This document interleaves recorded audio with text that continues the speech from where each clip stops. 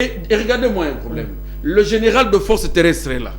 Le général de tel et tel et tel. Tous les généraux sont là. Le chef de département, même des immobiliers et des mobiliers, des logistiques et ceci. Garde républicaine dans les affaires des immeubles. Vous trouvez ça normal? Vous trouvez ça normal? Alors, maintenant, au regard des compétences, vous trouverez déjà qu'il commence à trouver un vice. Calmez-vous. C'est un vice, une entorse sérieuse à ce niveau-là. Arrivé maintenant pour les actes de M. Pius Mwabilou, je repose encore la question. Il vous suit. Quel est l'acte qu'il a donné pour aller démolir les murs de Kabila?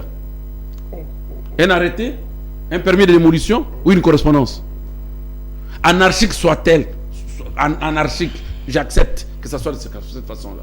Quel acte doit démolir un acte anarchique?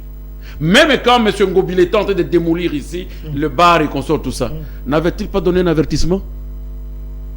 Peu importe, la procédure n'était pas totalement respectée. N'avait-il pas donné un avertissement?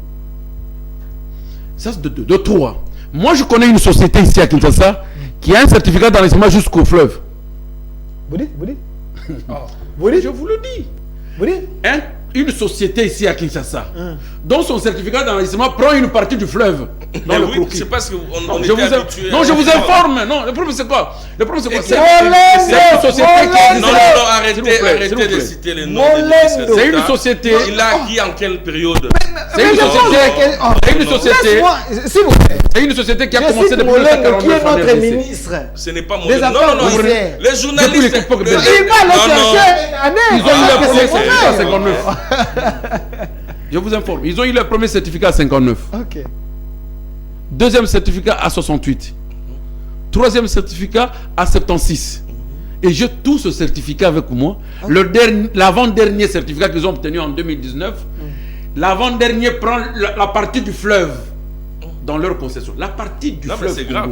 C'est grave. Vous comprenez? Molendo, allez chercher. Allez, regardez. Ministre Molendo. Ministre Molendo. Même le dernier. Notre fleuve. Et dans un certificat. Alors, quand je dis que la procédure d'enquête s'avère une procédure qui rend des gens trop démocratiques et tolérants, vous devez enquêter. Monsieur Kabila, c'est un citoyen congolais en dépit de son honorariat qu'il mérite dans le cadre de l'ancien président vivant. Est-ce qu'il y a eu des enquêtes où il a envoyé ses avocats présenter ce titre? Il y a eu des enquêtes. S'il vous plaît, s'il vous plaît. Est-ce qu'il a envoyé ses conseils? Non. Vous confirmez. Moi, j'étais avec le conseiller de communication de Pius Mwabilou il y a 48 heures. Qui n'a jamais donné les arguments que tu donnes là. Qui dit quoi?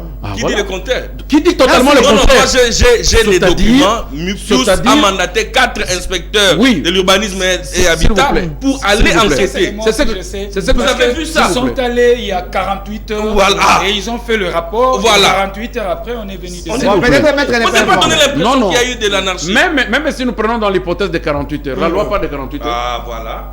La loi parle de combien? Parle de 15 jours. Ah, voilà.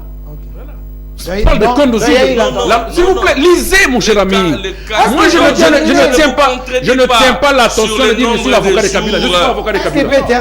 Je ne suis pas avocat de Kabila. Moi, je voudrais que le président Kabila ne soit pas demain en train d'être décrié par vous comme vous décriez Kabila aujourd'hui. En disant que non, il n'y a pas de mauvaises troupes, effectivement, de mauvais chefs. On va le dire. Or, le cas échéant, c'est un mauvais joueur qui a fait que le coach soit mauvais. Merci.